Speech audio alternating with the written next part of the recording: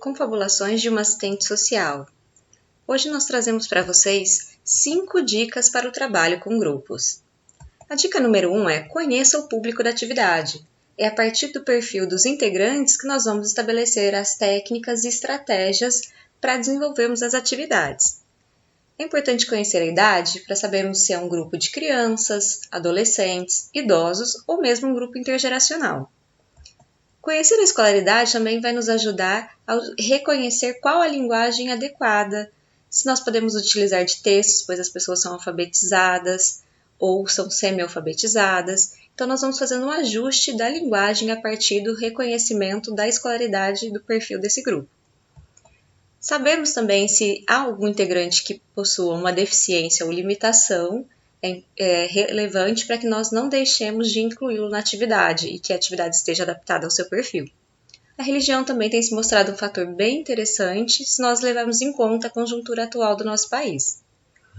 Afinal, para preparar uma atividade, nós temos que entender que, por exemplo, não podemos colocar uma gincana, uma corrida, com atividades intensas se nós estivermos com um grupo de idosos onde hajam cadeirantes, pessoas com uso de andador, de bengala, ou mesmo leitura individual de palavras ou textos onde hajam pessoas com deficiência visual. Ou ainda, por exemplo, quando nós temos algumas situações em que temos que adaptar pela insuficiência de recursos, nos utilizamos de materiais que são risco para um público como criança. Então, por exemplo, tesouras com pontas. Existem várias dinâmicas bem interessantes que fazem uso de fósforo, porém nós temos que saber aplicar o uso desses recursos ao perfil do público que nós temos. Nós não vamos dar fósforo para crianças. Assim como nós também devemos evitar, por exemplo, o uso de balões, bexigas que vão ser estouradas em grupos que tenham pessoas com o espectro autista. Dica 2. Respeite o momento de cada participante. Se você programou uma dinâmica, mas alguém não quer participar, não obrigue.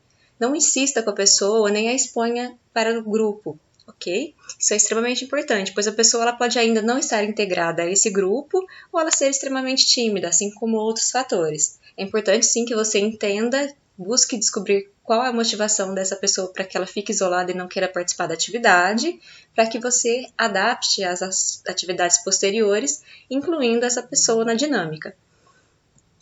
Dica 3. Tenha um plano B.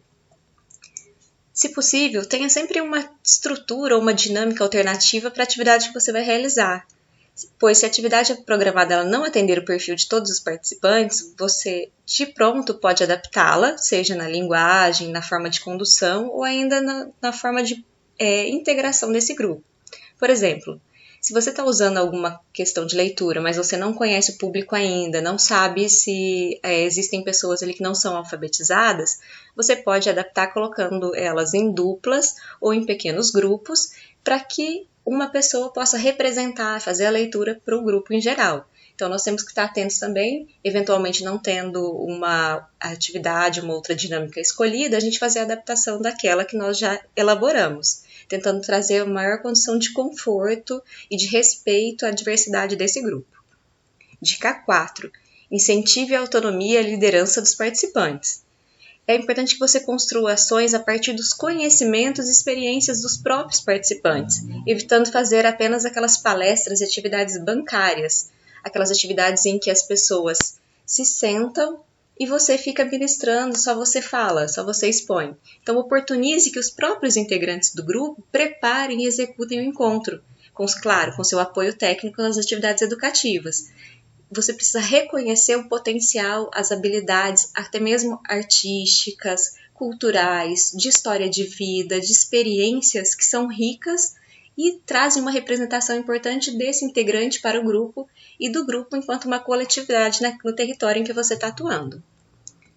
Dica 5.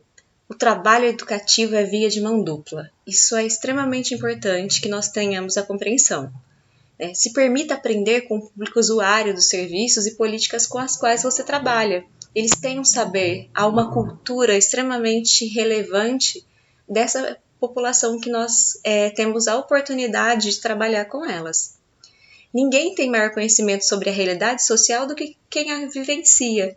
Então, reconheça a importância do integrante do grupo, planeje em conjunto e possibilite, assessore para que eles desenvolvam essa autonomia e uma valorização da sua cultura local, da sua linguagem, da sua memória e história. Qualquer dúvida, entre em contato conosco no Confabulações através do nosso Instagram.